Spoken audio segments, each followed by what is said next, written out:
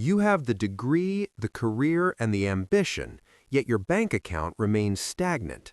This isn't a math problem, it is a psychological trap. Most people spend 40 years chasing a number they will never reach because they are playing the wrong game. The world is full of people who are brilliant at math, but absolute failures at life. We are taught that finance is a science, a world of charts, interest rates, and complex formulas, but the reality is much more controversial. In his masterpiece, The Psychology of Money, Morgan Housel argues that doing well with money has very little to do with how smart you are and everything to do with how you behave. Think about this. Ronald Reed was a janitor and a gas station attendant. He lived a quiet life. When he died at age 92, he had $8 million in the bank.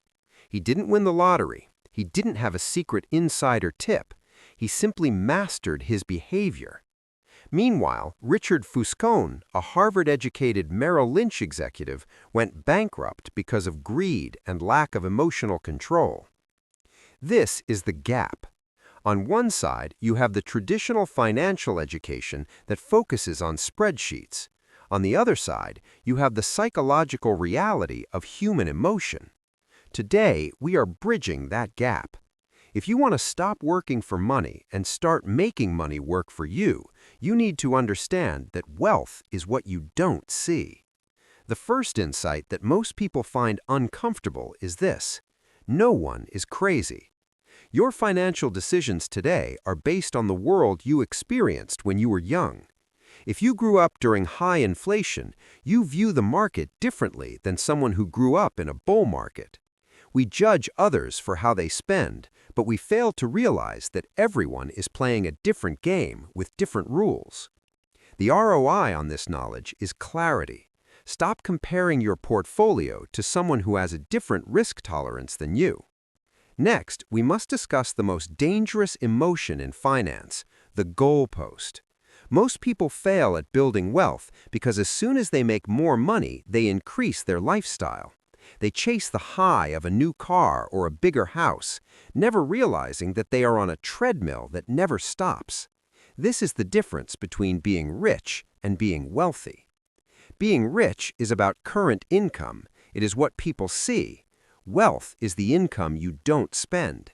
It is the freedom to wake up and say, I can do whatever I want today. If you cannot control your ego, you will never be wealthy, no matter how much you earn. Morgan Housel highlights a controversial truth. Luck and risk are siblings. Every outcome in life is guided by forces other than individual effort. When we see someone succeed, we call it genius.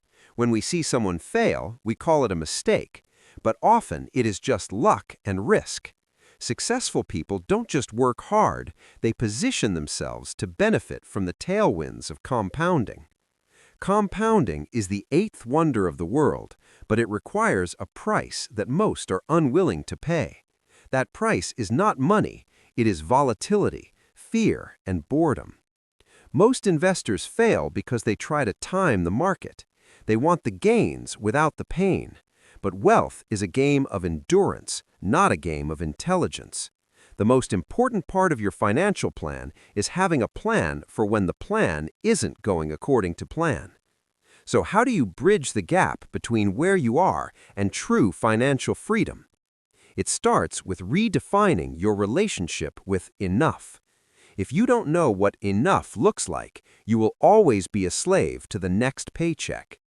The goal of the psychology of money is not to make you a better mathematician, it is to make you a more disciplined human being. True wealth is the ability to ignore the noise, suppress your ego, and let time do the heavy lifting. You don't need a high IQ to get rich, you need a high level of self-awareness. The ROI of mastering these psychological triggers is the ultimate currency, time. The highest form of wealth is the ability to wake up every morning and say, I can do whatever I want today. That is the bridge to a life of meaning rather than a life of consumption.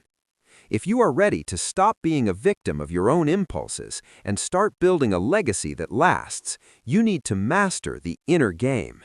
This is the book summaries for self-growth, and we are here to provide the intellectual leverage you need to dominate your career and your finances.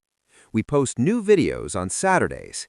If you found value in this breakdown of Morgan Housel's insights, subscribe and hit the notification bell.